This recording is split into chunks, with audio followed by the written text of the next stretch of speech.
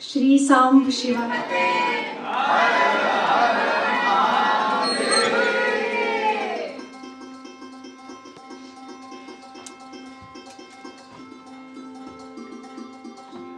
तुमको बताओ left.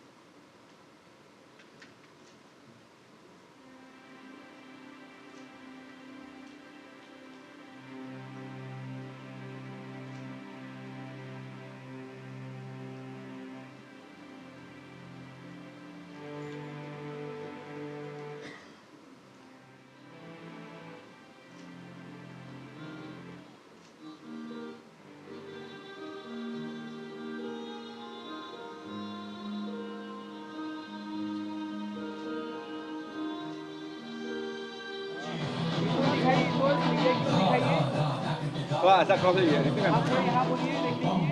Il est même. Ouais, il est bien.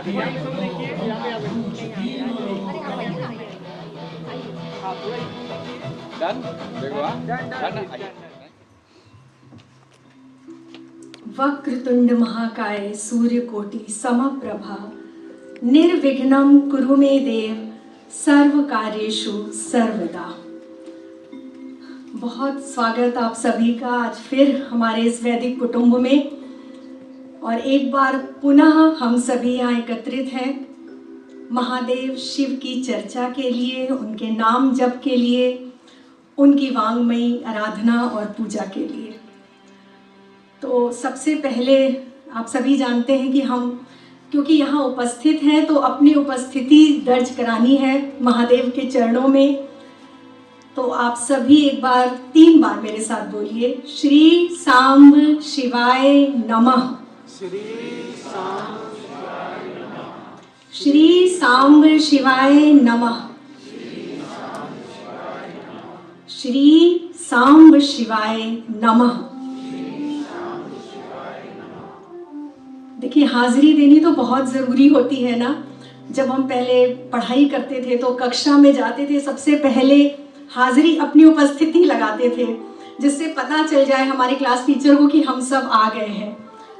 तो आज भी जब हम अपनी उपस्थिति भगवान श्री महादेव के नाम की दर्ज कराते हैं, इसका अर्थ है कि हम सभी यहाँ पर, हम सभी का हृदय एकाकार होकर के महादेव के चरणों में नतमस्तक है और हम सब आ गए हैं। अब महादेव माँ पार्वती के साथ हमारे ऊपर दृष्टिपात करें, एक नज़र हम पर डालें, यही हमारी कामना होती है, यही हमारी इच्छा होती है, और इसीलिए हम उनका नाम जप सर्वप्रथम करते हैं। दूसरा कारण देखिए ये भी है कि आप सभी अभी अभी यहाँ आए हैं, आप सबका शरीर तो यहाँ है, लेकिन मन कहीं ना कहीं खींच के लाना पड़ता है, क्योंकि किसी का मन अभी अभी आप लोग कार पार करके आए होंगे, वहाँ अटका है, किसी का घर में कोई ये सोच रहा होगा कि कल बच्चों को स्कूल भेजना है, तो किसी का मन होगा कि घर में पेरेंट्स अकेले हैं। तो जब हम नाम लेते हैं, जब हम एक साथ नमन करते हैं अपने इष्ट के चरणों में, तो हमारी इंद्रियां, हमारा मन, हमारी आत्मा सब कुछ यहाँ उपस्थित हो जाती है। देखिए, चैतन्य चरितामृत में कितनी अच्छी बात लिखी हुई है कि जीवेरा स्वरूप होए कृष्णेरा नित्य दास।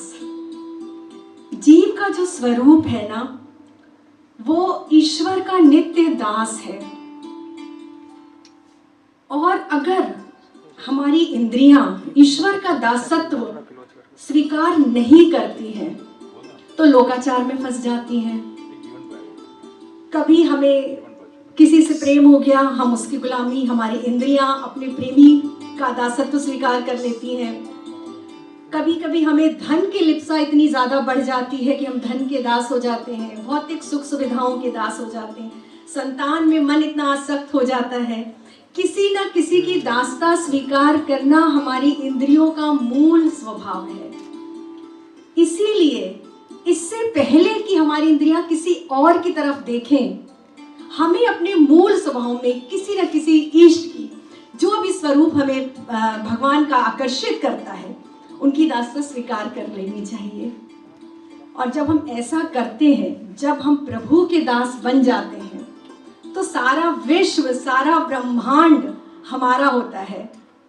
हर किसी की कृपा हम पर रहती है। कहते हैं ना कि जा पर कृपा राम की होई, ता पर कृपा करें सब कोई। तो जब राम की कृपा हो जाती है, जब हमारी इंद्रियां उनकी दास बन जाती हैं, तो फिर कोई हमारा विरोधी कहाँ रहता है? फिर तो हमें सब अपने लगते हैं।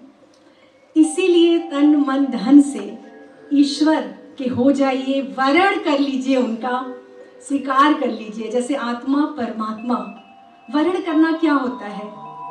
लोकाचार में हम किसी के पति पत्नी, कभी हम, आप देख रहे हैं कि चलिए आपके इस जन्म के जो पति हैं, जरूरी नहीं कि पिछले जन्म के भी वही हो, या आगे वाले जन्म के भी आपकी वही पति पत्नी हो, लेकिन ईश्वर हमेशा जन्मों जन्मों तक हमारी आत्मा परमात्मा में मिलन को बेताब रहती है। मीराबाई भगवान कृष्ण की परम आराधिका रही। क्या मांगा उन्होंने? अपनी माता से क्या कहती थी वो? कोड़ करे मेरी माँ मीरा ने सावरियो परणाए, अर्ज करे मेरी माँ मीरा ने सावरियो परणाए, राणा वरणे की परଣା जो जलम जलम मर जाए, वर परणी जो सावरो मेरो अमर चुड़ा होई जाए, वर परणी जो सावरो मारो अमर चुड़ा हुई जाए। कितनी प्यारी बात कही मीरा जी ने कि मैया मेरा ब्याह कृष्ण से करा दो, परमेश्वर से करा दो, क्योंकि आप राणा से मेरी जो शादी करवा रही हो वो तो इस जन्म में उनकी मृत्यु निश्चित है। तो अगर वैधव्य का दंश नहीं झेलना है, अगर आप अमर सुहाग चाहते हो, तो मेरी शादी आप कृष्ण से, गिरधारी से करवा दो। तो यही भावना हमें रखनी चाहिए कि लौकिक जन्म में कोई भी हमारे पति हो, लेकिन हमारा गठबंधन ईश्वर के साथ होना चाहिए, जिससे कि हमारा चूड़ा अमर रहे, कभी भी हमारा सुहाग हमेशा अमर रहे। ये भावना होनी चाहिए। और ये भावना कब आती है? जब हमारी इंद्रियों को आदत हो जाती है, हमारी जिह्वा को नाम जप की आदत हो जाती है।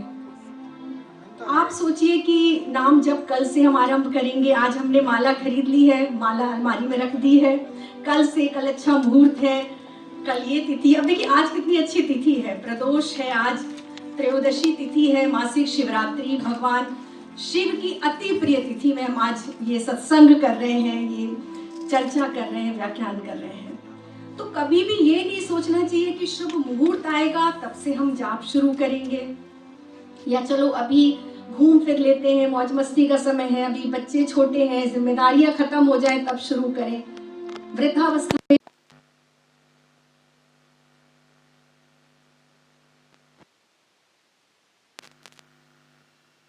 और एक बात आप सोचिए कि जिस चीज की हमें आदत नहीं है, पूरे जीवन जो काम हमने नहीं किया, क्या वो कार्य हम अचानक से वृद्धावस्था में आरंभ कर सकते हैं? नहीं कर सकते हैं, क्योंकि आदत नहीं होती।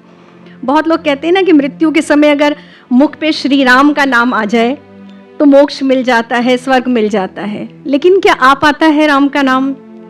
नहीं आ पाता। आप कितना भी प्रयास कर लीजिए, मृत्यु के समय राम का नाम आ ही नहीं सकता अगर आपको आदत नहीं होगी। तो ईश्वर के नाम की आदत डालनी चाहिए। हर समय, हर क्षण, सोते जागते, उठते बैठते हमारे मन में चिंतन प्रभु का होना चाहिए और जिह्वा पे राम नाम होना चाहिए। बहाने तो देखिए बहुत है, सब लोग कहेंगे टाइम नहीं होता, लेकिन समय सबके पास होता है। यहाँ मुंबई में जब से आई हूँ, देख रही हूँ लोगों से, बहुत लोगों से मुलाकात हुई, सबका एक ही था कि मैं बड़ा ट्रैफिक होता है यहाँ पर, आते आते 3 घंटे लग जाते हैं, 2 घंटे लग जाते हैं। और जब वो मिलने आते हैं कंसल्टेशन के लिए, अपनी कुंडली दिखाने के लिए, तो मैं उनसे यही कहती हूँ कि देखिए सारे उपाय एक तरफ है, नाम जप कीजिए, ईश्वर का नाम लीजिए। तो कहते कब करें मैम, 3 घंटे तो ट्रैफिक में ही लग जाते हैं। तो अब आप बताइए कि क्या वो 3 घंटे 3 आवर्स वो नाम जप में नहीं बिता सकते? अगर आप कार ड्राइव कर रहे हैं, नहीं भी कर रहे, ड्राइवर के साथ भी बैठे हैं, आप खुद भी ड्राइव कर रहे हैं, आपको पता है कि ट्रैफिक है, अभी हमें रेड लाइट है, हमें 15 मिनट खड़ा होना है यहाँ पर, तो उस समय का सदुपयोग आप चाहे तो कर सकते हैं, बजाय इसके कि आप सामने वालों को दुर्वचन बोल रहे हैं कि ये देखो किधर से ऑटो ले आया, किधर से गाड़ी ले आया। कितना आप वो समय व्यर्थ करते हैं। उस समय को आप इतना अच्छा सदुपयोग कर सकते हैं। मैं आपको क्या बताऊं, मैं खुद आपको अनुभव से बता रही हूँ। आपका जो वो समय जो बहुत इरिटेशन में, माथे पर सिकुड़न और नाराजगी में जाता है ना, रोज का 2 से 3 घंटा जो लोग डेली अप डाउन करते हैं या जाते हैं, वो आपका मुस्कान में बदल सकता है। अगर उस समय आप कार में छोटा सा कोई भजन लगा दीजिए, मन ही मन आप नाम जप, आपको लगेगा कि वाह ये इतना कम समय क्यों लगा, काश थोड़ा और समय मिल जाता। तो समय ऐसे ही निकाला जाता है। ऐसा कभी भी नहीं होगा कि आपको सारा का सारा समय मिल जाए और आप आराम से बैठ के नाम जप कीजिए, वो समय कभी नहीं आता। व्यस्ततम टाइम में से ही अगर हम आज की इस कथा में, चर्चा में, मैं बीच बीच में आप सभी से राधा वल्लभ लाल की जय बोलवाऊंगी। चलिए एक बार बोलिए, श्री राधा वल्लभ लाल की जय। अब आप पूछेंगे कि शिव जी की कथा हो रही है, राधा वल्लभ लाल कहाँ से आ गए, उनकी जय क्यों हो रही है? हम शिव को रिझाने के लिए एकत्रित हुए हैं ना, तो और शिव को राधा वल्लभ लाल अति प्रिय हैं, क्योंकि ये उनके घर के मंदिर के निज ठाकुर हैं। जैसे हम सब ने अपने मंदिर में ठाकुर जी बैठाते हैं, उनकी सेवा आराधना करते हैं, तो महादेव और माँ पार्वती आपको पता है राधा वल्लभ लाल की आराधना करते हैं, सेवा करते हैं। जब हरिवंश महाप्रभु जी ने बहुत तपस्या की थी भगवान शिव की, शिव जी प्रसन्न हुए और शिव जी ने कहा वरदान मांगो। तो हरिवंश महाप्रभु ने उनसे क्या वरदान मांगा? हरिवंश जी ने उनसे कहा कि महादेव आपको जो सबसे प्रिय है ना, आप वो दे दीजिए हमें। तो महादेव जी ने उनको राधा वल्लभ लाल विग्रह दिया, क्योंकि ये उनका हृदय है, भगवान शिव का हृदय। इनकी ये नित्य सेवा करते हैं। तो जब भी आप मंदिर जाइए, शिवालय जाइए, आप चाहे जैसे पूजा आराधना कीजिए, लेकिन एक बार राधा वल्लभ लाल की जय अवश्य बोलिए, क्योंकि जब आप राधा वल्लभ लाल की जय बोलेंगे तो महादेव बहुत प्रसन्न होंगे, रीझे जाएंगे आपके ऊपर और आपको अपना आशीर्वाद प्रदान करेंगे। वैसे भी राम और कृष्ण भगवान शिव के आराध्य हैं और शिव कृष्ण के आराध्य हैं। तो जब भी एक की आराधना करते में हम दूसरे का नाम लेते हैं तो वो प्रसन्न होते ही होते हैं। इसीलिए राधा वल्लभ लाल की जय बोलना बहुत आवश्यक होता है। अब देखिए सावन आने वाले हैं, आप सबको पता है, और बड़ा अच्छा सुअवसर है। और सावन में भगवान शिव की पूजा आराधना का भी बहुत महत्व है। सबसे बड़ी बात कि महाकाल की सवारी निकलती है सावन में, और महाकाल जाना सावन में अवश्य चाहिए। मैंने शायद पिछली बार भी कहा था कि अगर आपको समय मिले, मौका मिले, तो इस श्रावण में एक बार महाकाल दर्शन करने अवश्य जाइए, क्योंकि श्रावण के समय जो बाबा की सवारी निकलती है ना, वो बहुत दिव्य, बड़ी अलौकिक, अप्रतिम होती है। अब देखिए बाबा महाकाल का स्मरण आ ही गया है, तो आज आपको थोड़ी देर के लिए उज्जैन ले चलती हूँ, क्योंकि मेरा हृदय वहीं बसता है। जैसे आप लोगों ने एक कहानी सुनी होगी बचपन में ना, कि एक राजा थे और उनके प्राण एक तोते में बंद थे, पिंजरे में एक तोता था, उसी में बंद रहते थे। तो शायद कुछ ऐसे ही है, मैं कहीं भी रहूं मेरे प्राण महाकाल की देहरी पर ही पड़े रहते हैं। तो कुछ भी बात, कहीं से कोई भी प्रसंग उठता है, महाकाल के बिना वो पूर्ण भी नहीं होता है। कभी महाकाल जाइए, एकमात्र विश्व का ऐसा ज्योतिर्लिंग जो दक्षिण मुखी है और दक्षिण दिशा यम की होती है। कहते हैं कि वहाँ मृत्यु भी महादेव की अनुगामिनी है। बिना शिव के आदेश के मृत्यु का प्रवेश नहीं होता वहाँ, क्योंकि महाकाल का जो मंदिर है, जब दिशा दक्षिण है और सामने मृत्यु हाथ बांधे खड़ी रहती है, कि जब आदेश महादेव का होगा तभी वो किसी भी व्यक्ति के पास आएगी। कहते भी है ना, अकाल मृत्यु वो मरे जो काम करे चंडाल का, और काल उसका क्या बिगाड़े जो भक्त हो महाकाल का। बोलिए महाकाल महाराज की जय। हर हर महादेव। तो अगर अकाल मृत्यु का भय आप चाहते हैं कि ना रहे, और महाकाल जाने वालों को, महाकाल के भक्तों को अकाल मृत्यु का भय बिल्कुल नहीं रहता है। उनके लिए तो मृत्यु का भय ही समाप्त हो जाता है, क्योंकि वो महामृत्युंजय महादेव के दर्शन करते हैं, उनके अनुयायी हैं, उनके भक्त हैं। और आप में से किसने किसने भस्म आरती के दर्शन किए हैं, आप बताइए। आप लोग परम परम सौभाग्यशाली हैं कि आपने भस्म आरती के दर्शन किए। बहुत दिव्य वहाँ का जो उस समय का जो स्वरूप है महादेव का, कितना अलौकिक होता है, कितना अप्रतिम, कितना कभी भी ऐसा स्वरूप किसी की कल्पना में नहीं आ सकता। जब भस्म आरती होती है तो जो 2 मिनट के लिए वहाँ सारी लाइट्स ऑफ होती हैं, और उस समय जब वो मशाल से जो पारंपरिक आरती करते हैं ना, जब लाइट नहीं जलती मशाल जलाते हैं और दीपक से करते हैं, कितना दिव्य महाकाल का रूप उस समय लगता है। मुझे लगता है ना, जब मैं लास्ट दर्शन मैंने किया तो मुझे ऐसा आभास हुआ कि जब गीता का उपदेश दे रहे थे हमारे प्रभु श्री कृष्ण अर्जुन को, और जब अर्जुन को उन्होंने अपना चतुर्भुज रूप दिखाया होगा, अपना विराट रूप, सर्वशक्तिमान रूप, कुछ वैसा ही आभास आपको भस्म आरती के समय होगा। महादेव का विराट रूप, जागृत रूप, ऐसा लगता है कि स्वयं महादेव कुछ समय के लिए यहाँ पर उपस्थित हुए हैं और हम सब उनकी दृष्टि में हैं। हम सब पर महादेव की नजर पड़ रही है, महाकाल की नजर पड़ रही है। इतना दिव्य रूप होता है, इतना अनिवर्चनीय रूप होता है। वो अलग बात है कि उनको देखने के लिए आंखों में भक्ति का काजल लगा होना चाहिए। वो दिव्य रूप देखना साधारण आंखों से संभव नहीं है। बहुत बहुत जन्मों की तपस्या के बाद, क्योंकि देखिए लाखों लोग दर्शन करते हैं बाबा महाकाल के, और भस्म आरती के भी दर्शन करते हैं, लाखों करोड़ों लोग दर्शन करते हैं। क्या सबको वो आभास होता है? क्या सबको शिव उतने ही प्रिय लगते हैं? क्या सबके जीवन में परिवर्तन हो जाता है? जब लोग वहां से आते हैं तो लोग अपनी अपनी बातें बताते हैं कि ऐसा हुआ वैसा हुआ।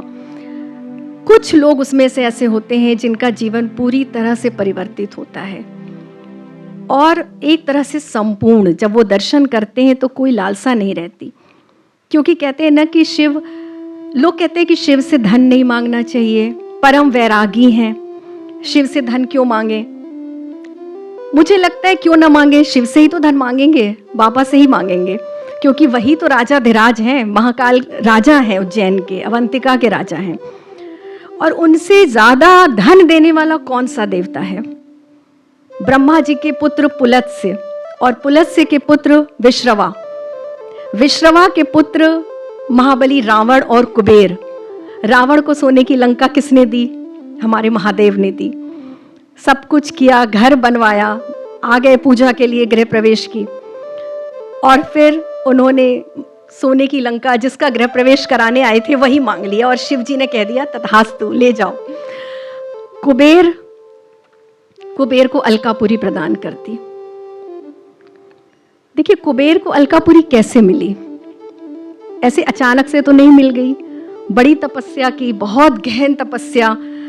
काशी गए कुबेर, और उनके, देखिए आज मैं पूर्व जन्म की आपको कथा बताती हूँ। अगर हम शिव पुराण मेरे पास है, और हम शिव पुराण जब पढ़ते हैं ना, तो शिव पुराण में शुरू में ही जो रुद्र संहिता है उसमें कुबेर के पूर्व जन्म की कथा है। एक ब्राह्मण थे यज्ञदत्त नाम के, आपको भी आज उनकी कथा सुनाती हूँ, आपको बहुत अच्छा लगेगा। और अगर धन कुबेर बनना है, लक्ष्मी प्राप्ति करनी है, तो ये कथा आपके बहुत काम आएगी। यज्ञदत्त नाम के ब्राह्मण थे, बहुत धर्मानुचरण करने वाले, धर्म पर चलने वाले, वेदानुगामी, वेदों की मर्यादा रखने वाले। वो नाम से, आचरण से भी ब्राह्मण थे, लेकिन उन्हीं के पुत्र थे गुणनिधि, जो कि सिर्फ नाम के ब्राह्मण थे, कोई भी धर्म का आचरण नहीं करते थे। गुणनिधि, उनके पिता को ये बात पता नहीं चली, बहुत समय तक पता नहीं चली, क्योंकि उनकी माता छुपाती रहीं, यज्ञदत्त की जो पत्नी रहीं। उन्होंने सोचा कि पुत्र की जो छवि है वो पिता के सामने अच्छी बनी रहे और कभी ना कभी तो पुत्र संभल जाएगा और धर्म के आचरण पर चलने लगेगा। ये सोचकर वो उसको पैसे भी देती रहीं, और वो जो गुणनिधि थे वो जुआ खेलना, मदिरा पान करना, झूठ, चोरी, सब कुछ, सारे जितनी भी कुरीतियाँ थी, जितनी भी चीज़ें थी, वो सब उनके अंदर थी। बहुत समय बीता, एक समय पता लग गया यज्ञदत्त को कि गुणनिधि गलत आचरण पे चल रहे हैं, और यज्ञदत्त जी ने उनको घर से बाहर निकाल दिया। गुणनिधि भूखे प्यासे बहुत दिनों तक चलते रहे। चलते चलते चलते चलते एक शिवालय मिला रास्ते में, और वहाँ वो थक के बैठ गए। और उन्होंने देखा, गुणनिधि ने देखा कि ये तो शिवालय है और महादेव जी के ऊपर लोग बहुत सारा भोग चढ़ा रहे हैं, निर्माल्य चढ़ा रहे हैं, अच्छे अच्छे फल चढ़ा रहे हैं, भोग सामग्री चढ़ा रहे हैं, और उन्हें बड़ी भूख लगी थी, भूखे थे वो काफ़ी दिनों से। तो गुणनिधि ने इंतज़ार किया कि जब सांध्यकाल हो जाएगी, संध्या हो जाएगी, तो मैं ये निर्माल्य लेकर भगवान शिव के ऊपर से, और मैं इसका भक्षण कर लूँगा, खा लूँगा इससे, जिससे मेरी उदर पूर्ति हो जाएगी। ऐसा ही हुआ। जब रात हो गई, सब लोग अपने अपने घर चले गए, और गुणनिधि उठे। जब वो मंदिर के अंदर प्रवेश करते हैं तो उन्होंने देखा कि बहुत अंधेरा है, और कुछ उनको दिखाई नहीं दे रहा था क्योंकि बहुत अंधेरा हो चुका था। तो उन्होंने अपना उत्तरीय जो वो ओढ़ा हुआ था वो उन्होंने जलाया, उससे रोशनी की। तो ये एक तरह से महादेव के निमित्त दीप दान हो गया। जब रोशनी हो गई तो उन्होंने वो निर्माल्य उतारा और वो खाने लग गए। कुछ लोगों ने उनको देखा उस टाइम पे, तो फिर पकड़ के और ले गए राजा के पास, और उनको मृत्यु दंड मिला। मृत्यु के बाद मृत्यु हो गई गुणनिधि की। दूसरा जन्म, क्योंकि उन्होंने महादेव शिव के मंदिर में दीप दान किया था, और उस दीप दान के फल स्वरूप उनका जन्म हुआ कलिंग देश के राजा अरिंदम के घर में, दम के रूप में। राजकुमार का नाम था दम। जब राजा बने दम, कलिंग राज की मृत्यु के बाद उनको गद्दी मिली, तो दम ने, क्योंकि पूर्व जन्म में भगवान शिव के मंदिर में दीपदान किया था, इसकी इतनी महत्ता, वो शिव भक्त हो गए थे, क्योंकि महादेव के मंदिर में जब दीपदान करते हैं तो भगवान शिव की कृपा प्राप्त होती है। दम ने पूरे राज्य में मुनादी करवा दी थी कि कोई भी शिवालय, चाहे वो छोटा है, बड़ा है, किसी भी गांव में है, नगर में है, शहर में है, कोई भी शिवालय में अंधेरा नहीं रहेगा। हर किसी को दीपदान करना है और शिव मंदिर में उजाला करना है। और ऐसा ही हुआ। राजा दम के राज्यकाल में पूरे राज्य के हर शिवालय में दीपदान होने लगा, कोई भी मंदिर अंधेरा नहीं था। और इस कार्य के फलस्वरूप जब राजा दम स्वर्गलोक को गए तो उन्हें भगवान शिव की मैत्री, कुबेर के रूप में उन्हें अलकापुरी का राज्य दिया भगवान शिव ने, दीपदान के फलस्वरूप। इसीलिए कहते हैं कि भगवान शिव के मंदिर में अगर आप दीपक जलाते हैं ना, बहुत बड़ा पुण्य होता है, और प्रदोष काल में अगर जलाते हैं तो और भी 100 गुना ज़्यादा पुण्य होता है। हमेशा महादेव के मंदिर में दीपदान अवश्य करना चाहिए। दीपदान का हजार गुना महत्व है। और सावन के महीने में तो आप लोग एक संकल्प ले लीजिए, आप सभी ये संकल्प लीजिए कि पूरे श्रावण मास में आप दीपदान करेंगे। कोई संख्या भी आप निर्धारित कर सकते हैं कि आप 1.25 लाख दीपक का दान करेंगे या 1008 दीपक का दान करेंगे। किस किस मंदिर में बहुत से संकल्प लोग सावन में लेते हैं। सावन में लोग बहुत सारी चीज़ें छोड़ते हैं, बहुत सारी चीज़ें स्वीकार करते हैं। बहुत लोग संकल्प लेते हैं कि हम महादेव को 1008 बिल्व पत्र चढ़ाएंगे। कुछ लोग कहते हैं 108 जल का लोटा भगवान शिव को अर्पित करेंगे। तो सभी अपने आप में बहुत महत्ता है, लेकिन दीपदान की महत्ता इतनी ज़्यादा है, बहुत ज़्यादा है। काशी अगर आप कभी गए हो तो देखिए, काशी में एक परंपरा मैंने देखी है, घर घर में लोग शाम होते ही शिव जी के मंदिर चले जाते हैं, डलिया लेते हैं, दीपक रखते हैं और महादेव के मंदिर जाते हैं। बहुत सारे लोग, अमूमन हर घर में मैंने ये देखा है बचपन से, वहाँ जाते हैं, आसपास जो भी शंकर भगवान का मंदिर होता है वहाँ दीपक जलाते हैं। और इतना महत्व है, अगर कुबेर की तरह धनाध्यक्ष बनना है, अगर महादेव की मैत्री चाहिए तो दीपदान आरंभ करिए, और कुछ ही दिनों में आप देखेंगे कि उसका कितना ज्यादा आपको प्रभाव मिलेगा, कितना ज्यादा आपको पुण्य प्राप्त होगा। शुक्राचार्य ने भी भगवान शिव के मंदिर में दीपदान किया था।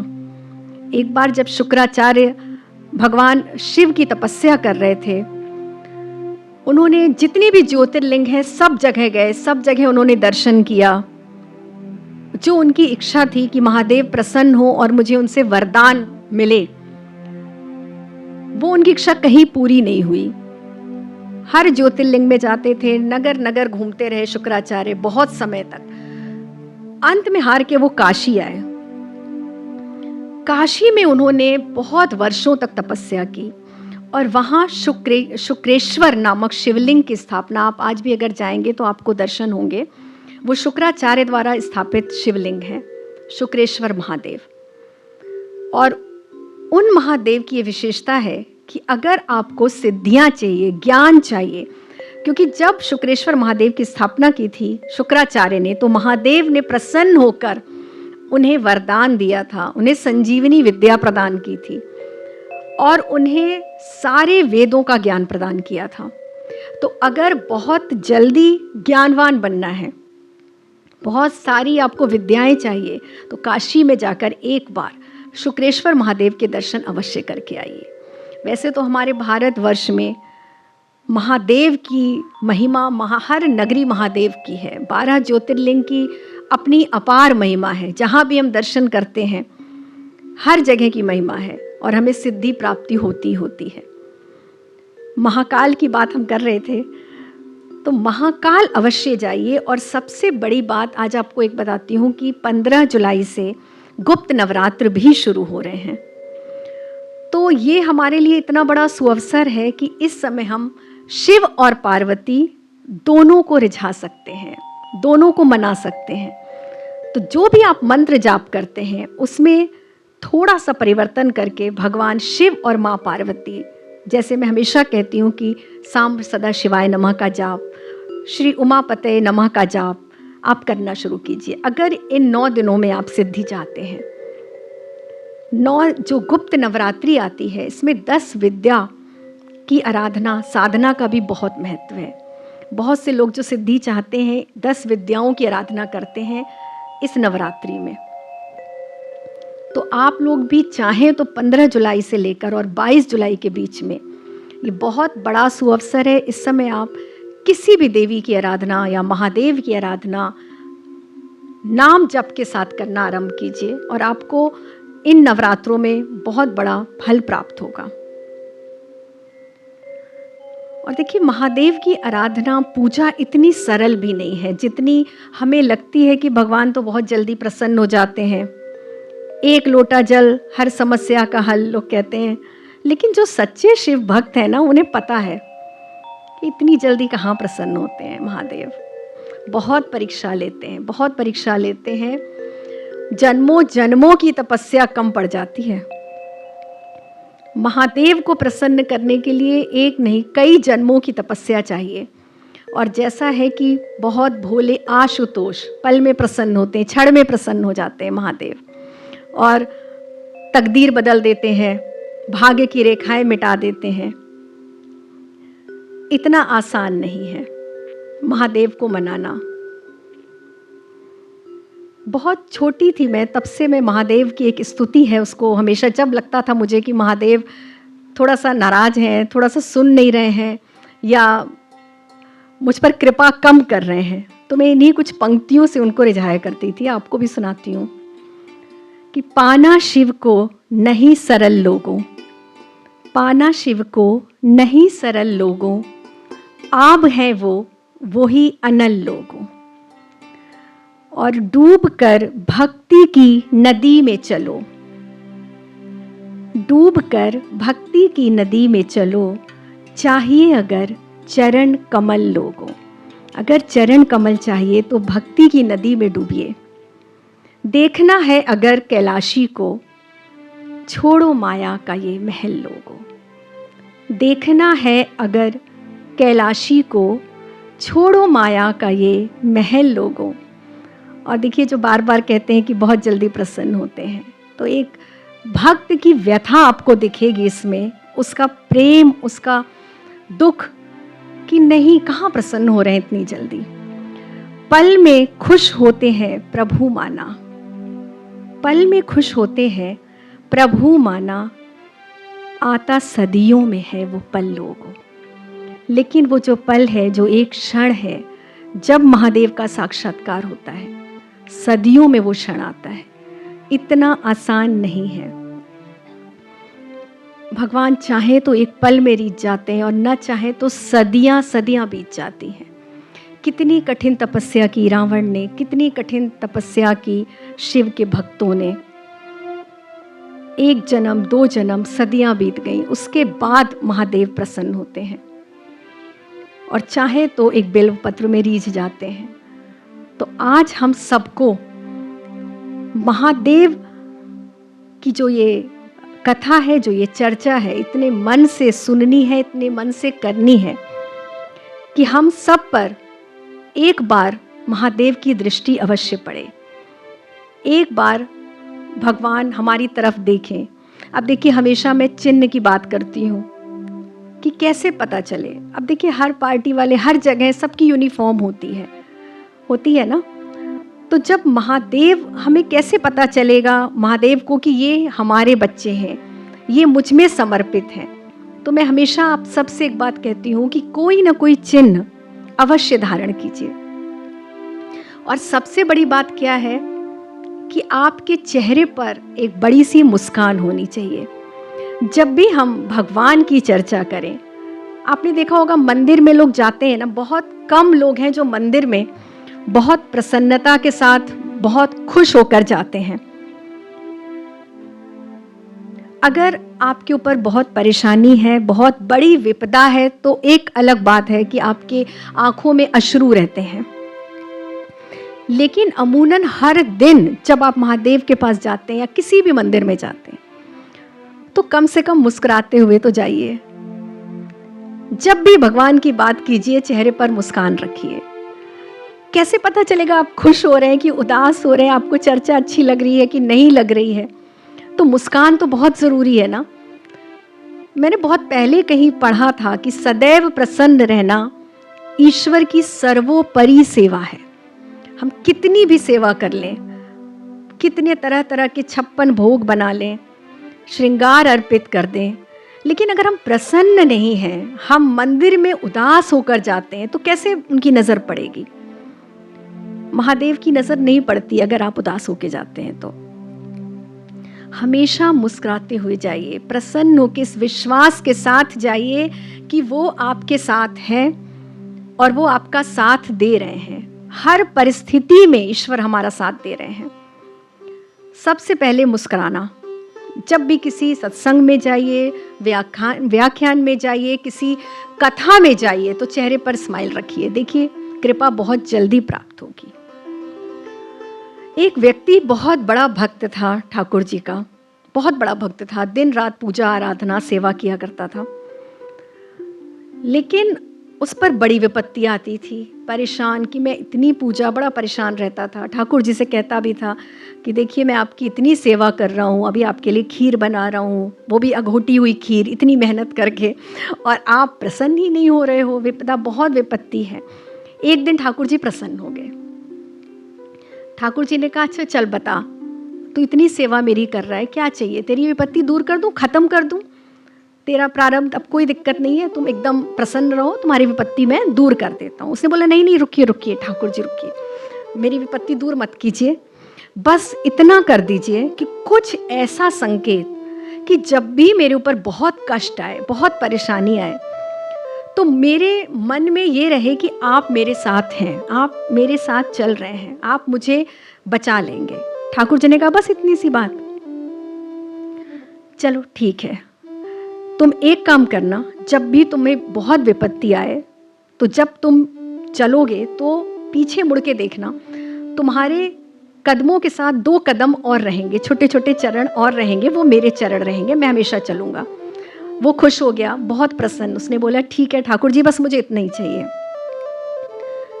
जब बहुत कष्ट आता था तब उसको लगता था तो वो देखता था पीछे, तो 2 चरण और चलते थे साथ में। एक बार स्थिति इतनी खराब हो गई, बिल्कुल आउट ऑफ कंट्रोल, बिल्कुल उसको विपत्ति सहन नहीं हुई, बहुत तकलीफ में था। उसने ठाकुर जी को याद किया और फिर वो समुद्र के तट पर गया, रेत में, कि जिससे चरण दिख सके। उसने जब देखा तो सिर्फ 2 ही चरण नजर आए। बहुत ज़्यादा दुख हुआ, जितनी विपत्ति नहीं थी उससे ज़्यादा उसे कष्ट इस बात का हुआ कि महादेव ने, भगवान ने, ठाकुर जी ने हमें त्याग दिया है, छोड़ दिया है। बहुत रोते हुए आया तो स्वप्न में ठाकुर जी ने दर्शन दिए। स्वप्न में आकर ठाकुर जी ने कहा क्या हुआ, क्यों रो रहा है? तब उसने कहा कि आप भी और लोगों जैसे ही निकले ना, आप भी जैसे दुनिया वाले वैसे ही निकले, विपत्ति में सब साथ छोड़ देते हैं, आपने भी छोड़ दिया। ठाकुर जी ने कहा ऐसा तुझे क्यों लगता है? तब उसने कहा कि आज मैंने देख लिया है, अब आप मुझे बनाओ मत। आज तो मैं देख कर आया हूँ, आपके चरण नहीं थे, सिर्फ मेरे चरण थे और आप मेरे साथ चल ही नहीं रहे थे, अब आप मुझे बुद्धू मत बनाओ। ठाकुर जी ने कहा पगले, जब तेरे पास इतनी विपत्ति थी कि जो तू सहन कर सकता था, तब तक मैं तेरे साथ साथ चल रहा था। आज विपत्ति इतनी ज़्यादा हो गई है कि तू चल ही नहीं सकता, मुझे तुझे गोद में उठाकर चलना पड़ रहा है। तो वो जो 2 चरण थे वो मेरे हैं, तेरे नहीं है वो चरण, वो तो मेरे चरण हैं। इतना प्यार भगवान ठाकुर जी हमसे करते हैं, अथाह प्यार, कोई सीमा नहीं है। जन्म जन्मांतर से प्यार कर रहे हैं, हमारा इंतजार करते हैं कि जीव कब ईश्वर की तरफ मुड़ेगा, कब मुझे मुड़कर देखेगा। हमारे ठाकुर जी इतने अच्छे हैं, लेकिन हम ही उनको भूले रहते हैं, लोकाचार में इतना भटकते रहते हैं, इतना ज़्यादा उलझे रहते हैं, हमें उनकी कृपा नज़र ही नहीं आती है। एक नहीं कितने उदाहरण ऐसे हैं, अगर आप मन की आंखों से देखते हैं, श्रद्धा से, भक्ति से देखते हैं, तो हर जगह आपको लोग पूछते हैं आपको भगवान के दर्शन हुए हैं क्या? अक्सर लोगों का ऐसा प्रश्न उठता है। तो आप बताइए, दर्शन के लिए क्या आंखों की आवश्यकता होती है? भगवान तो अपने हर क्रियाकलाप से हमें संकेत देते रहते हैं कि मैं तुम्हारे साथ हूँ।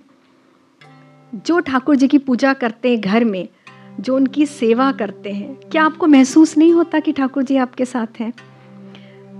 अगर आपके ठाकुर जी हैं तो जब आप उनको स्नान कराएंगे, वस्त्र धारण कराएंगे, श्रृंगार कराएंगे, उसी वक्त आपको महसूस हो जाएगा कि मेरे ठाकुर जी जागृत हैं या नहीं है। थोड़ा सा प्रयत्न करना पड़ता है। 1 से 2 बार अगर वस्त्र भगवान को सही नहीं आए, आप पहना रहे हैं, आप मन से लेकर आए, अगर नहीं चढ़े भगवान को, आपके ठाकुर जी अत्यंत जागृत हैं। वो अपनी इच्छा अनिच्छा, अपनी पसंद आपको बता रहे हैं। आप भोग ला रहे हैं, अचानक से रात में आपके मन में आएगा कि अरे कुछ हलवा खाना चाहिए या कुछ आज ऐसा बनाना चाहिए, तो कौन दे रहा है वो प्रेरणा? आपको नहीं चाहिए, ठाकुर जी को चाहिए। लोग क्या करते हैं पूजा पाठ में, आपने देखा, सारे काम करते हैं, 2 मिनट पूजा में जाएंगे, 2 मिश्री के दाने रख देंगे, हो गई पूजा। 2 मिनट बैठेंगे भी नहीं धैर्य से, अपने ठाकुर की तरफ निहारेंगे भी नहीं, आंख बंद करेंगे, माला जाप करेंगे या कुछ पढ़ना होगा पढ़ेंगे और चल देंगे।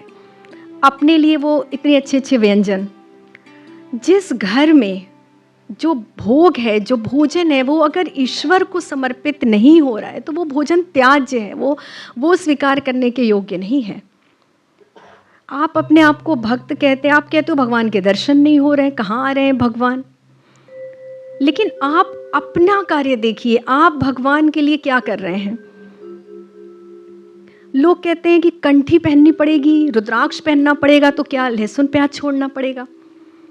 अब आप देखिए ना, कितनी बड़ी विडंबना है। आपको चाहिए तो परमेश्वर, और आप लहसुन प्याज छोड़ने तक को तैयार नहीं है।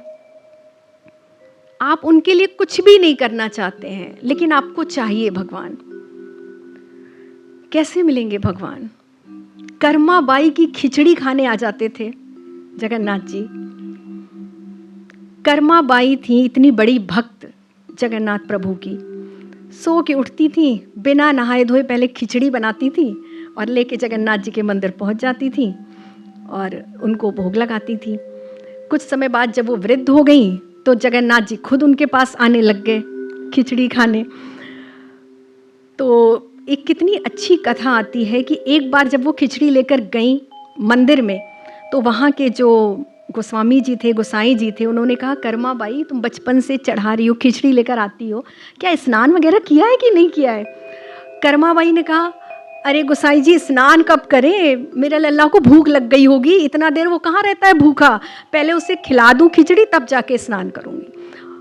गोसाई जी ने कहा अरे अरे ये क्या अनर्थ कर रही हो तुम, ये क्या कर रही हो, बिना नहाए ठाकुर जी को भोग लगा रही हो, ऐसे कैसे होगा, जाओ तुम खिचड़ी लेके वापस कर दिया उन्होंने।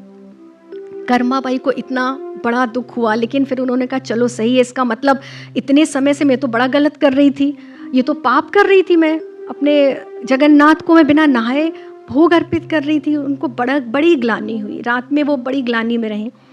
सुबह उठी, पहले नहाई धोई, फिर उसके बाद खिचड़ी बनाई उन्होंने।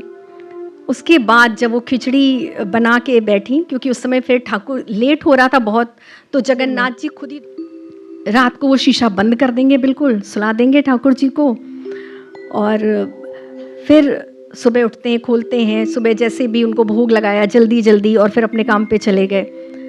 तो क्या आप अपने बच्चे को कभी ऐसे शीशे में बंद करके सुला सकते हैं? नहीं सुला सकते हैं ना। जब तक आप हृदय से नहीं मानेंगे ईश्वर को, सचेत जागृत, तब तक वो सचल होके आपके पास कैसे आएंगे? वो सचल होके आते हैं। ऐसा नहीं है कि किसी सिद्ध मंदिर में ही, आपके घर के ठाकुर भी सचल हैं, बहुत सचल हैं। और ये अनुभव की बात है। मेरी माता जी बहुत बड़ी भक्त हैं। मैं आपको एक छोटी सी बात सुनाना चाह रही हूँ, आज याद आ गया इसलिए, कि लोग कहते हैं ना कि ईश्वर का अनुभव नहीं होता, कैसे पता करें कि हमारे मंदिर में है ठाकुर कि नहीं ठाकुर हैं।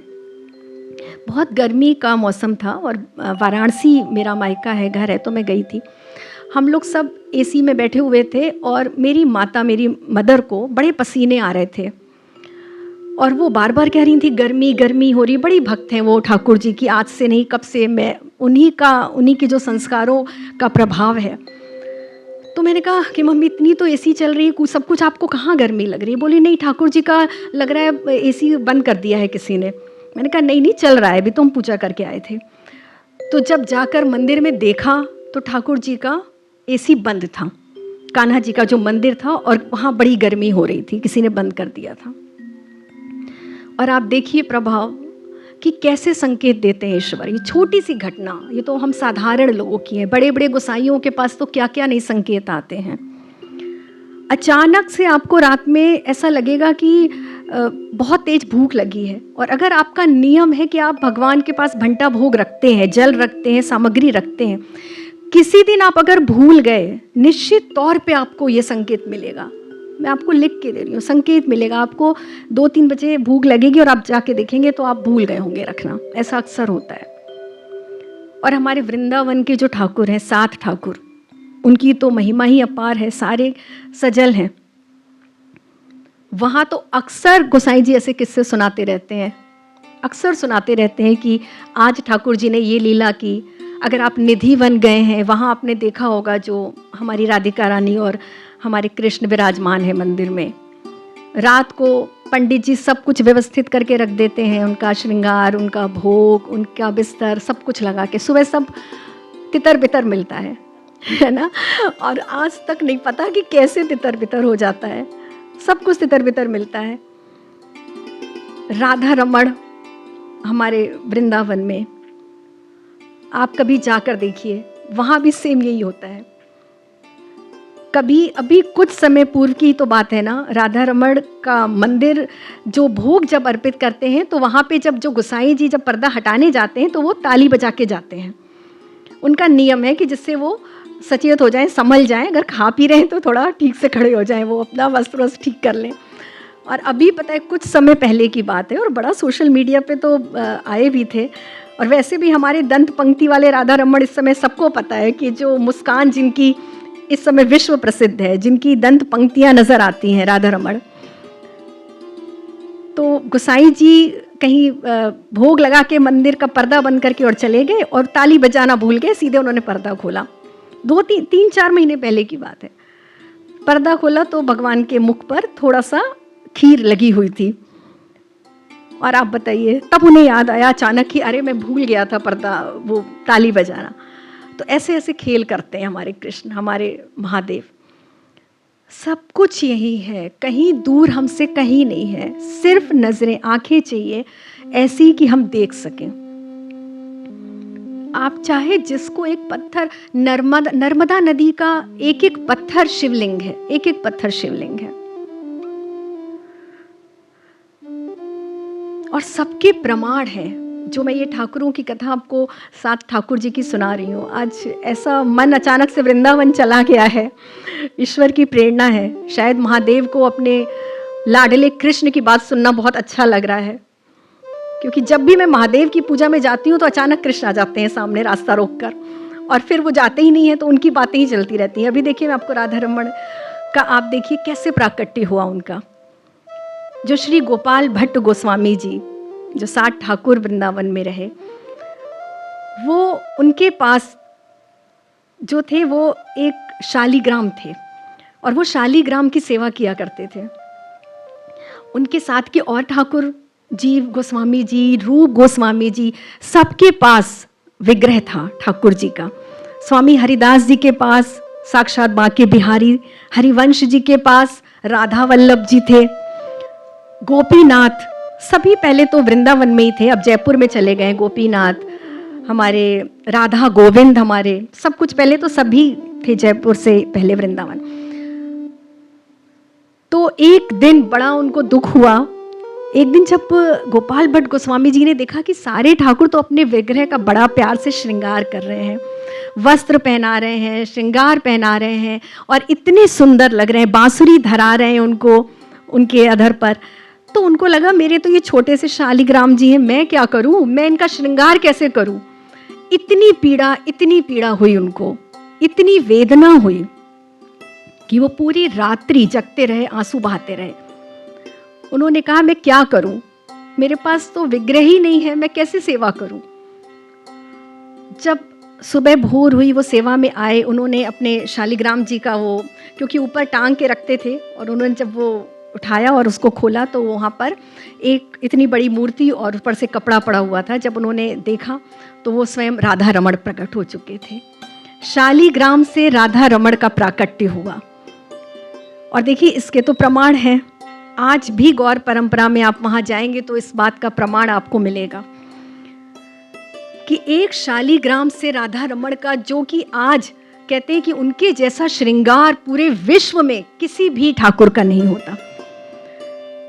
और जैसा श्री श्री हमारे गोपाल भट्ट गोस्वामी जी ने उनका श्रृंगार किया था, वैसा ही श्रृंगार आज तक उनका होता है।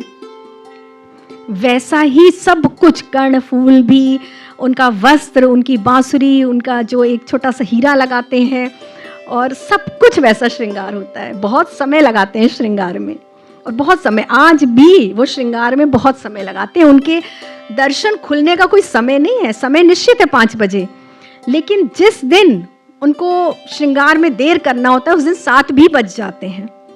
कोई ना कोई चीज़ खो जाती है और गोसाई ढूंढते रहते हैं कि ये बिंदी खो गई, अब कहाँ से मिले। और ये घटनाएं कितनी होती हैं, क्योंकि मैं तो बड़ी भाग्यशाली हूँ कि मैं नोएडा रहती हूँ और वृंदावन जाना होता रहता है, तो मैं तो प्रत्यक्षदर्शी हूँ इन चीज़ों की। उस समय आपको लगता है कि कहाँ हम संसार में सुख ढूंढ रहे हैं, कहाँ उत्सव ढूंढ रहे हैं, कहाँ प्रेम ढूंढ रहे हैं। सारा का सारा प्रेम, उत्सव, सब कुछ तो यही समाया हुआ है। भक्ति से बढ़कर कहीं कोई सुख है ही नहीं।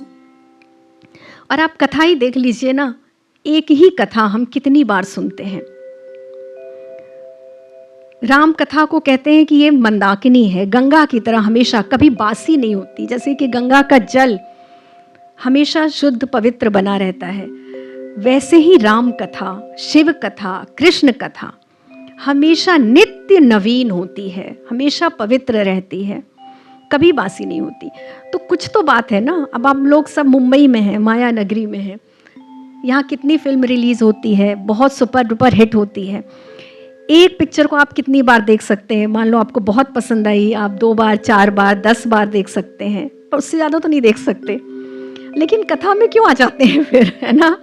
कथा भी तो आप सबकी सुनी हुई है, आप सबको पता है। रामचरितमानस, राम कथा सबको पता है कि कैसे राम का जन्म हुआ, कैसे रावण का वध किया, कैसे वो अयोध्या वापस है। फिर भी हम बार बार सुनते हैं। तो ऐसा क्या मिलता है? कुछ तो मिलता है, कोई तो ऐसा रस है जो निरंतर प्रवाहित होता रहता है।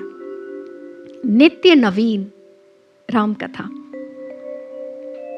ऐसे ही हमारे महादेव। इसीलिए चाहे आप अपनी व्यवस्थाओं में फंसे हुए हैं पूरे दिन, देखिए जिम्मेदारियों का निर्वहन भी बहुत आवश्यक है। और ये कहते हैं ना कि अगर आप अपनी जिम्मेदारियों को पूरा कर पा रहे हैं तो वो भी एक बहुत बड़ा सुख है। अगर आपको भगवान ने इतनी सामर्थ्य दी कि आप अपनी पारिवारिक जिम्मेदारी, सामाजिक जिम्मेदारी निभा रहे हैं, तो उसमें भी बहुत बड़ा सुख है। लेकिन उसी में आपको ऐसा सिस्टम बैठाना पड़ेगा कि ईश्वर का नाम जो आप प्रॉमिस करते हैं ना, हम कहते हैं ना गर्भ में हम भगवान से वादा करते हैं कि हम बाहर निकलेंगे और आपका भजन करेंगे, लेकिन बाहर निकलते ही भूल जाते हैं, भजन भूल जाते हैं, भोजन में अटक जाते हैं। होता है ना ऐसा? कितने लोगों को मैंने देखा है, उनके जीवन की शुरुआत ही सुबह की शुरुआत से उनका यही होता है कि अभी क्या खाना है, क्या बनेगा, किस चीज़ में कितनी पौष्टिकता है। मैं आपको एक चीज़ बताऊं, सही बता रही हूँ बिल्कुल, कितने तपस्वी हुए हैं ना, कितने महात्मा हुए हैं। क्या उनका कोई आपने कभी देखा कि वो 10 बजे ये खाते थे, 11 बजे ये खाते थे, तो ये जूस पीते थे या ये फल खाते थे, है ना? कितने कितने तपस्वी हुए हैं। और मैं अभी बार बार काशी की बात क्यों करती हूँ कि काशी में लोग ना बड़े निष्प्रही हैं। मतलब वहाँ मैंने देखा है लोगों को कि व्रत उपवास इतने इतने दिन तक व्रत रखना, तो ऐसा तो नहीं कि वो उठ नहीं पा रहे हैं। भोजन ठीक है, लेकिन आपका जो जीवन का लक्ष्य है वो भजन होना चाहिए। अगर आप अटक गए ना एक वो मीटर लेके कि नहीं इसमें इतने कैलोरी है, इसमें ये, आजकल मैं बहुत देखती हूँ कितना समय व्यर्थ करते हैं लोग, कितना समय व्यर्थ करते हैं। कुछ नहीं रखा है, कुछ नहीं है, ये खाना, ये पीना, ऐसे सोना, समय से जगना, सब कुछ समर्पित करो। अपना एक एक क्षण, एक एक क्षण। अब देखिए इसमें भी एक बड़ी बात है कि कॉरपोरेट के बहुत लोग आते हैं, कहते हैं हमारे पास तो हम तो सुबह से रात तक बिजी हैं।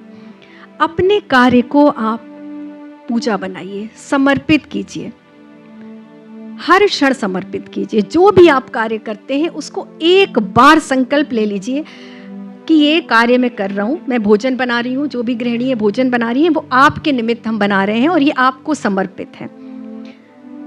नवरात्रि में दुर्गा सप्तशती आप सब पढ़ते होंगे, उसमें जो सबसे अंत में पाठ है देवी मई का, कितनी अच्छी बात लिखी हुई है, शायद आप सबने पढ़ी होंगी। वहाँ क्या लिखा हुआ है कि हे माँ, मैं अज्ञानी हूँ, मेरी इतनी सामर्थ्य नहीं है कि मैं आपकी स्तुति रचूं और उसका पाठन करूं। ऐसी कृपा कीजिए ना कि मेरे मुख से निकला हुआ हर शब्द आपकी स्तुति बन जाए। जो भी मैं बोलूं, जिससे भी बोलूं, जो वाचन करूं, मेरी हर वार्ता आपकी स्तुति बन जाए। बस ये कृपा कीजिए। और मैं जितने कदम चलूं जीवन में, जहां जहां जाऊं, जिस भी निमित्त, जिस भी कार्य के निमित्त, वो सब आपकी परिक्रमा बन जाए। और मेरे हस्त कमल जो भी कार्य करें, आपकी पूजा, आपकी आराधना बन जाए। जो भी शब्द मेरे कण, मेरे कानों में सुनाई दे, वो आपका नाम बन जाए। कितना आसान है ना भजना, कितना आसान है। पूजा, साधना, प्रेम, भक्ति सबसे आसान है। कलयुग में तो और आसान है। भगवान आपसे कुछ नहीं मांगते। सतयुग में जो पाठ, पूजा, जाप बहुत दुष्कर हुआ करता था ना, शिव पुराण में आप पढ़िए कि सतयुग में आपको इतने हजार जाप करके ये फल मिलता है नमः शिवाय का। वो फल आपको सिर्फ एक माला करके मिलेगा कलयुग में। जब हमारे जीवन का हर क्षण उनकी कृपा, उनकी साधना बन जाएगा ना, तो आपको लगेगा अरे इतना आसान था, हम तो फालतू में इतना परेशान हो रहे थे। जैसे आप बैठे हैं, आप कुछ बना रहे हो, गृहिणियों का तो बहुत रहता है, सब हमारी माता बहनों का, कि हमें बहुत काम करना होता है, सुबह उठना, टिफ़िन बनाना, चाय बनाना। जब तक चाय खौल रही है तब तक तो आप उनका ध्यान तो कर ही सकते हो, उस चाय को उनके निमित्त निकालिए ना, आप एक बार करके देखिए। आप सारे कार्य कीजिए लेकिन निमित्त प्रभु होने चाहिए। लोग मंदिर को इतना सुंदर सजा देते हैं। आजकल एक और रिवाज मैंने देखा है कि मंदिर, भव्य मंदिर रहेगा संगमरमर का, बहुत सुंदर, देव के विग्रह रहते हैं। लेकिन आप एक बात बताइए, मंदिर आपके प्रभु का घर है ना, और आप अपने घर को क्या 5 स्टार होटल की तरह रखते हैं? वहां आपका कंफर्ट होना चाहिए, भगवान का भी वहां कंफर्ट देखिए। आप इतना भी मत सजाइए, इतना भी मत उस पर आपका ध्यान चला जाए कि लोग ना जरा सा भी भगवान का दिया जलाया, जरा सा घी, उसको पहले साफ करना। आपका ध्यान कहाँ है प्रभु पे? ये साफ, जितनी भी आप सफाई, साफ सफाई करना, सजाना, बहुत अच्छा करना अच्छी बात है, एक लिमिट तक अच्छी है, तब तक ही अच्छी है जब तक आपका साध्य ना बिगड़ जाए। आप उसमें इतना मत उलझ जाइए कि आपका साध ही आपसे दूर चला जाए। ठीक है ना?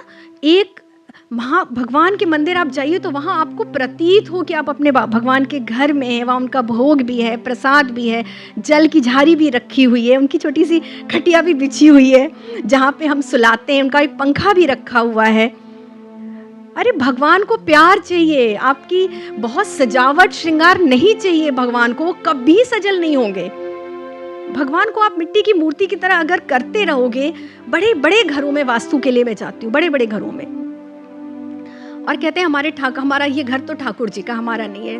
बहुत अच्छी भावना है, मैं भी देखती हूँ, ये तो बहुत अच्छी बात है। लेकिन जब ठाकुर जी के सामने ले जाते, सबसे पहले मेरा नियम है मंदिर ही देखती हूँ कि आपके घर का मंदिर कहाँ है। सबसे पहले बड़ी बड़ी मूर्तियां हैं, बिल्कुल सजी सवरी हैं, ठीक है, भोग में चिरौंजी या किशमिश या 2 दाने मिश्री रखी हुई है। हम पूछते हैं आपके ठाकुर जी का घर है तो भोग तो उनका बनता होगा। हमारे यहाँ प्याज लहसुन कोई छोड़ता नहीं है, तो कैसे भोग लगे? अब आपके ठाकुर का घर है, वो बेचारे भूखे बैठे हैं, उनके वस्त्र, अरे रोज संभव नहीं है, रोज कहाँ से वस्त्र बदलेंगे हम? नहीं संभव है तो फिर क्यों आप कह रहे हो कि ठाकुर जी का घर है? कोई बात नहीं है, थोड़ी अव्यवस्था रहने दीजिए अव्यवस्था, सारी व्यवस्थाएं यहीं छूट जाएंगी। हम कोई व्यवस्था लेकर नहीं जाने वाले हैं, सिर्फ खजाना नाम जप का लेकर जाने वाले हैं। जब हम ईश्वर के धाम जाएंगे ना, उसकी तैयारी करनी चाहिए हमें, और आज से ही करनी चाहिए। कितना सजाएंगे घर, कितना संवारेंगे, कितनी सफाई, कितना। मैंने देखा है लोगों को सुबह से रात तक, पूरा दिन, 24 अनमोल 24 घंटे उनके किसमें जा रहे हैं? घर का ये कोना साफ है कि नहीं, घर का वो कोना साफ है कि नहीं, वस्त्र कहाँ है, रखे कहाँ है, भोग खाने में अभी क्या है, इसमें कितने विटामिन्स हैं, ये तो हमें मिल ही नहीं रहे। अरे क्या सूखी रोटी खाने वाले लोग स्वस्थ नहीं रहते हैं? ये नया एक क्या प्रचलन आ गया है कि हर चीज नाप के कि ये इतने बजे ये खाना चाहिए। क्या मेरी नानी, मैं क्या बताऊं, मेरी नानी 90 साल की एज में गई हैं ना, उनको चश्मा लगा था, मैंने कभी अपने जीवन में उनको एक रोटी से ज्यादा खाते हुए नहीं देखा। और कैसे, कभी आलू से, कभी किसी चीज से, कहाँ उनकी थाली में ये दही सलाद। और मैं ये नहीं कह रही हूँ कि ये सब बुरा है, अच्छा है, ठीक है समय के अनुसार, लेकिन एक लिमिट तो बांधिए। आपका उद्देश्य जीवन का क्या है? क्या यही रहना है क्या हमेशा? हमारी यात्रा चल रही है भाई, हम लोग एक सफर में हैं, ट्रेन में सवार हैं। इतना मत यहाँ पे हृदय को इतना मत लगा लीजिए कि निकालना मुश्किल हो। जहां लगाना है वहां लगाओ। उनका जीवन, मेरे शायद उंगली पकड़ के उनकी मैं काशी विश्वनाथ जाया करती थी। जो बाबा की भक्ति मेरे अंदर संचरित हुई है ना, वो शायद मेरी नानी की वजह से हुई है। बहुत छोटी थी मैं, बाबा विश्वनाथ काशी में रहते थे, कभी कभी जाते थे काशी। मैं उनको देखती थी सुबह से व्रत, बाप रे 2 बज गए अभी तक कुछ नहीं खाया, नहीं जाना है मंदिर दर्शन करके आना है तब खाना है। तो क्या हुआ, क्या चक्कर खा के गिर गई? नहीं गिरी। बहुत ताकत थी उनमें, बहुत शक्ति थी। 2-2, 3-3 घंटे माला जप रही हैं, कैसी शक्ति। सत्यनारायण भगवान की कथा कर रही हैं, सप्तशती का पाठ कर रही हैं, 9 दिन जमीन पे सोना, एक फल खा के रहना। लौंग के जोड़े पर देखा मैंने उनको रहते हुए, सिर्फ 2 लौंग खा के। और हमसे तो बहुत ज्यादा स्वस्थ थी। हमारे पैरों में दर्द, हमें 50 बीमारियां अभी से। इतना देखने पर भी, इतना डाइटिशियन रखने के बाद भी, हर घर में एक डाइटिशियन है, फिर भी ये हालत देखो। ईश्वर की भक्ति में सारे विटामिन हैं, सारे वास्तु करने। इसलिए मैं आज ये बात आप लोगों को कह रही हूं कि चेत जाइए, अभी भी समय है, चेत जाइए, मत कीजिए, इतना मत फंसिए माया में, इतना फंसेंगे तो कैसे मिलेंगे। देखना है अगर कैलाशी को, छोड़ो माया का ये महलों को। हर कार्य, हर कदम, हर शब्द समर्पित, समर्पण। क्या चाहते हैं भगवान? समर्पण चाहते हैं। कोई विधि विधान नहीं, कोई नियम नहीं, कोई साफ सफाई। ठीक है, आपने स्नान करके ईश्वर की पूजा करनी चाहिए, लेकिन जिसके अंतर में शिवालय है, जो अंतर में रात दिन पूजा कर रहा है, उसका क्या? उसको तो हर तरह से स्वीकार करते हैं ना भगवान, वो हमारे पिता हैं। और देवी आराधना में तो आप देखिए ना, देवी माँ कामाख्या का भी जून में जो अबुसाची मेला होता है, दूर दूर से लोग आते हैं और उनकी इस अवस्था की पूजा की जाती है जो हमारे यहाँ बड़ी वर्जित मानी जाती है, अशुद्ध माने जाते हैं। लेकिन पूरी दुनिया से लोग आते हैं माँ कामाख्या के चरणों में सिद्धि प्राप्त करने। तो कहाँ कुछ अशुद्ध है? हमारा ये पंचभूत से बना हुआ ये शरीर जो कि भस्म हो जाना है, एक दिन भस्म हो जाना है, कुछ बचना नहीं है, कुछ भी लेके नहीं जाना है, कुछ भी एक छोटा सा कण भी हम लेके नहीं जा सकते, और हम पूरा जीवन फंसे रहते हैं उसी में। छोड़ दीजिए, बहुत ज्यादा विडंबना है, बहुत विडंबना है। अगर भक्ति देखनी है ना, वृंदावन जाइए। एक महात्मा गए वृंदावन में, जैसे ही उन्होंने एंटर किया, उनको एक वृद्ध नजर आए।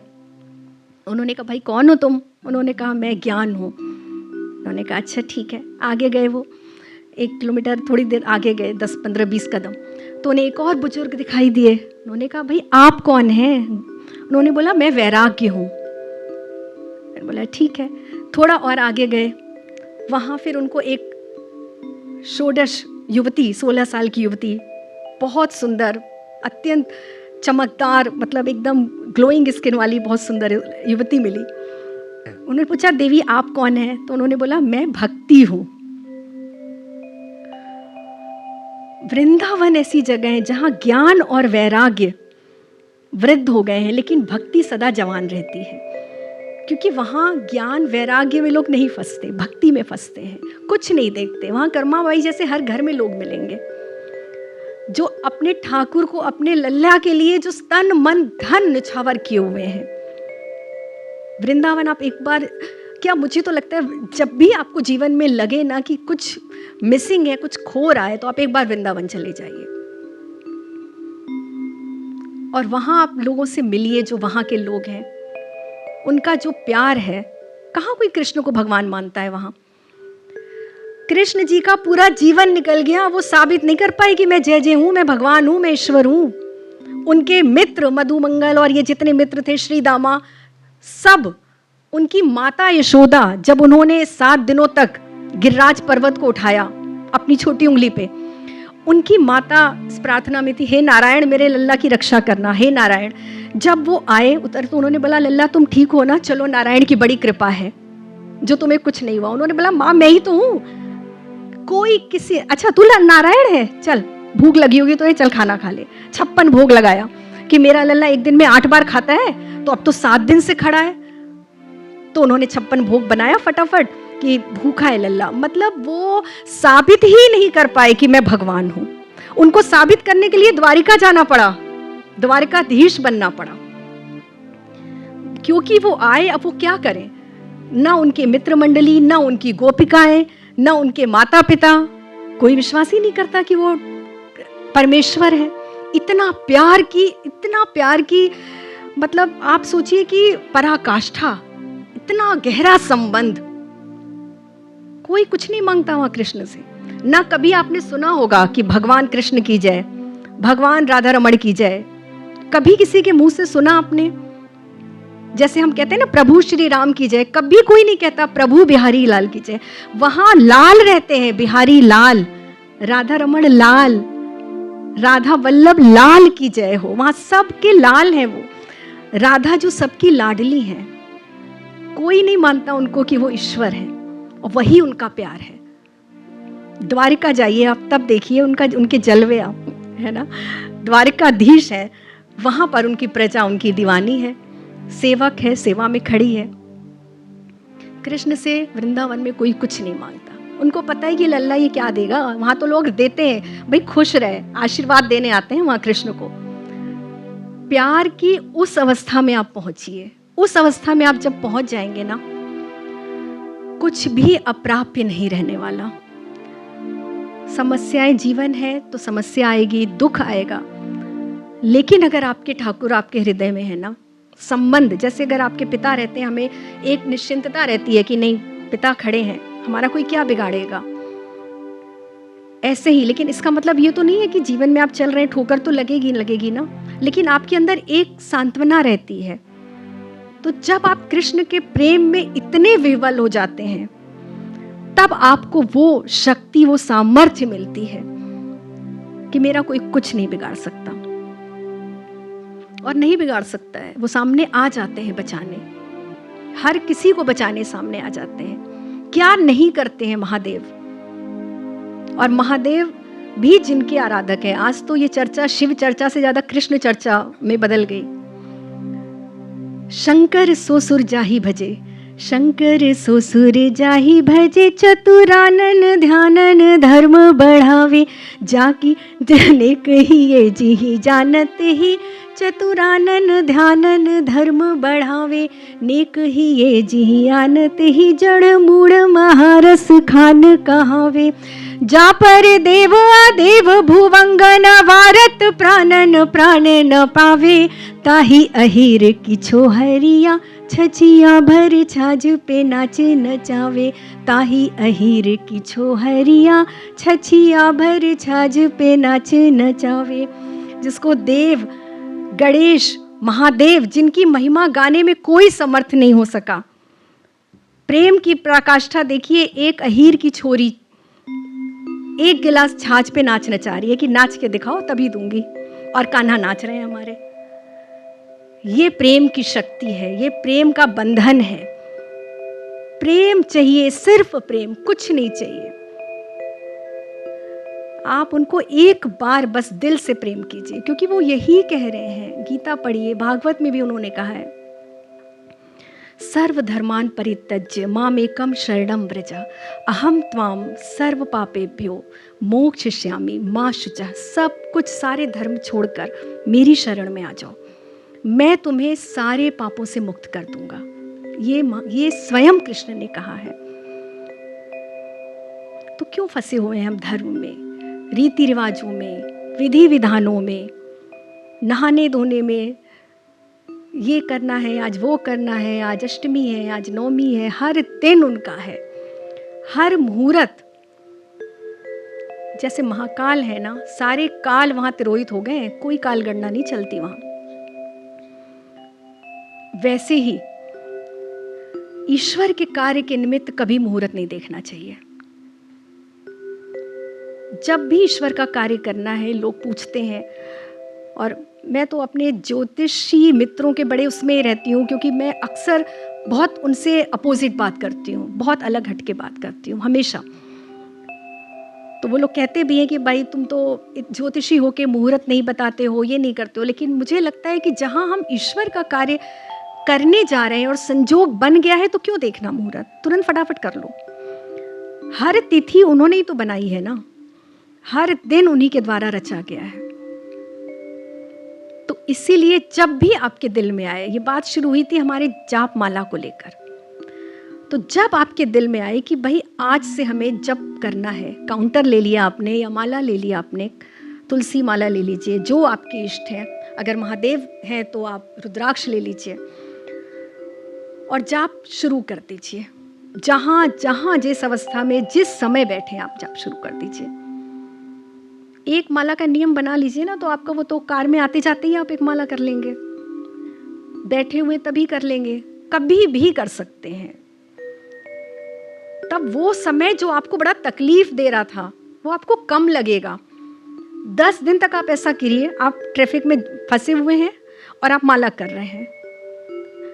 कब ट्रैफिक खुल जाएगा आप चले आएंगे, आपको लगेगा अरे बस इतनी देर, 5 मिनट तो और होता तो मैं एक माला और कर लेता ना, मेरी 10 माला हो गई थी, 11वीं रह गई थी। अक्सर होता है ऐसा मेरे साथ, अक्सर होता है। मैं गाड़ी में रहकर भी गाड़ी में नहीं रहती हूँ, क्योंकि मुझे पता है कि ट्रैवलिंग करनी है, आपको यहाँ से उज्जैन जाना है, उज्जैन से बाबा की कृपा है काशी जाना है। तो वो समय मैं इंतज़ार करती हूँ कि कब वो समय मिले मुझे, जो यात्रा का समय है। उस समय आप जितनी माला करिए, सब उनके नाम करते चले जाइए। आप देखो ना आपको क्या सिद्धि मिलेगी। आपको साक्षात भगवान मिलेंगे, उनका साक्षात्कार होगा। भगवान ऐसे नहीं दिखते हैं, भगवान संकेतों में दिखते हैं, भगवान कृपा में दिखते हैं। हर दिन हर क्षण दिखते हैं। कभी आपके साथ नहीं होता कि आपका कुछ मन है ऐसा कि आज ये यहाँ जाना चाहिए, या आज कुछ ऐसा खाने का मन है, और अचानक से कुछ ऐसी व्यवस्था बन जाती है कि वो चीज़ आपके सामने आ जाती है। अरे भगवान तो कलर से भी, आपके कपड़ों के कलर से भी मैचिंग करते हैं। कभी करके देखिए आप, जिस इष्ट के में आपकी श्रद्धा है आप जाइए उनके मंदिर, पता नहीं क्या होगा। अगर आपने ऑरेंज पहना, वो ऑरेंज ही पहने दिखेंगे आपको। वो हर एक भक्त को संकेत देते हैं कि भाई मैं तेरे लिए हूँ, खुश कर देते हैं बिल्कुल। सोमनाथ गई थी मैं एक बार, मेरा बड़ी इच्छा थी कि वहाँ जो चंदन वाला बेलपत्र है मिल जाए। बहुत लोग अपने ईश्वर की कृपा से हैं जो कि बड़ा मानते हैं, बहुत प्रेम देते हैं, तो मैंने सोचा उनको कष्ट देंगे, बोलेंगे उनसे तो अंदर से वो दे देंगे, लेकिन नहीं बोल पाए। जब भी कहीं हम ऐसी जगह जाते हैं तो ऐसा क्यों हो जाता है कि हमारी स्मृति लोप हो जाती है, नजरें ठहर जाती हैं, हृदय कंपन करने लग जाता है, भूल जाते हैं। मैं सोचते हुए जा रही थी कि सोमनाथ जी का वो चंदन लगा बिल्व पत्र जो अंदर से मिलता है, बड़ा सिद्ध, और वो लेना है। और इस बार तो मेरे जानने वाले हैं, मैं बोल दूंगी फ़ोन करके। नहीं बोल पाए, कुछ नहीं हो पाया। जाके वहाँ खड़ी, वहाँ भी याद नहीं आया। भूल जाते हैं, कुछ नहीं याद रहता। आप जब भी जाएंगे, महाकाल जाइए, कहीं भी जाइए जहाँ आपका प्रेम है, आपकी स्मृति लोप हो जाएगी। आपको कुछ याद ही नहीं रहेगा कि भाई ये मांगना था, ये लेना था। 5 मिनट बाद अंदर से पुजारी जी आए और इतना सारा चंदन और बेलपत्र उन्होंने जब थमाया, तब मुझे जैसे एकदम चेतना हुई कि अरे ये तो मुझे चाहिए था। उन्हें पता है कि तुम्हें क्या चाहिए, उन्हें सब पता है क्या चाहिए, और वो दे भी देते हैं। कृष्ण ने सुदामा को दिया ना, सुदामा को बिना बताए, बिना ये चिताए कि मैं तुम्हें ये दे रहा हूँ, सब कुछ दे दिया, त्रिलोकी का राज्य। ऐसे ही भगवान देते हैं। आप जो मांगने जाएंगे आपको मिले न मिले, लेकिन जो वो देंगे वो सर्वोत्तम होगा, बहुत सर्वोत्तम, न कभी आपने सोचा होगा। भगवान शिव में इतनी सामर्थ्य है। कहते हैं ना कि राह के पत्थर को हीरा बना देते हैं, पत्थर थमे तो राह का हीरा बना दिया। ये सामर्थ्य सिर्फ मेरे शंकर में है। मेरे शंकर इतने सीधे, वो कभी भी आपकी योग्यता नहीं देखते। आपको वो चीज प्रदान करते हैं जिसके आप योग्य ही नहीं हो। आपने कभी सोचा ही नहीं होगा कि मैं ये कर सकता हूँ, वो उठा के दे देते हैं आपको। बड़ी बड़ी जिम्मेदारियां, बड़े बड़े दायित्व इतना सामर्थ्यवान कर देते हैं कि आप दूसरों की जिम्मेदारियां उठाने के लायक बन जाते हो। एक निर्भर व्यक्ति जो कि दूसरे पर निर्भर है, उस पर सैकड़ों लोग निर्भर होने लगते हैं जब आप बाबा महाकाल के यहाँ जाना शुरू करते हो। बहुत सामर्थ्यवान। जहां भी आप जाइए बस पूर्ण समर्पण के साथ, हृदय पात्र खाली करके जाइए। कुछ होना नहीं चाहिए। लोग कहते हैं भगवान के घर खाली हाथ नहीं जाना चाहिए। अरे भाई, मैं तो कहती हूँ खाली हृदय से जाना चाहिए। सब कुछ खाली हाथ, खाली हृदय, क्या ले जाओगे? आपका हाथ भरा रहेगा तो वो देंगे कैसे जो आपको चाहिए? अपना हृदय पात्र ऐसा करके जाइए कि वो जो दे वो उसमें आपके आ जाए, संशय ना हो, बिल्कुल संशय मत कीजिए कि ये कब मिलेगा, कितने दिन में मिलेगा, कैसे मिलेगा। संशय विहीन होके जाइए। प्रयास कीजिए कि आपसे जो आप वहां प्रसाद लेकर आए हैं, कृपा प्रसाद, वो बांटिए लोगों में, एकदम ईमानदारी से बांटिए, बिना लालच के बांटिए। जिस दिन बांटना शुरू करेंगे, कहते हैं ना कि जो देवे वो देव होता है। देव कौन होता है? जो देवे। देना शुरू कर दीजिए। जो चाहिए आपको जीवन में, प्रेम चाहिए, धन चाहिए, स्वास्थ्य चाहिए, जो चाहिए वो देना शुरू कर दीजिए। आपके पास भंडारे इतने भर जाएंगे, आपको समझ ही नहीं आएगा क्या हो रहा है। ये सबसे बड़ा सूत्र है।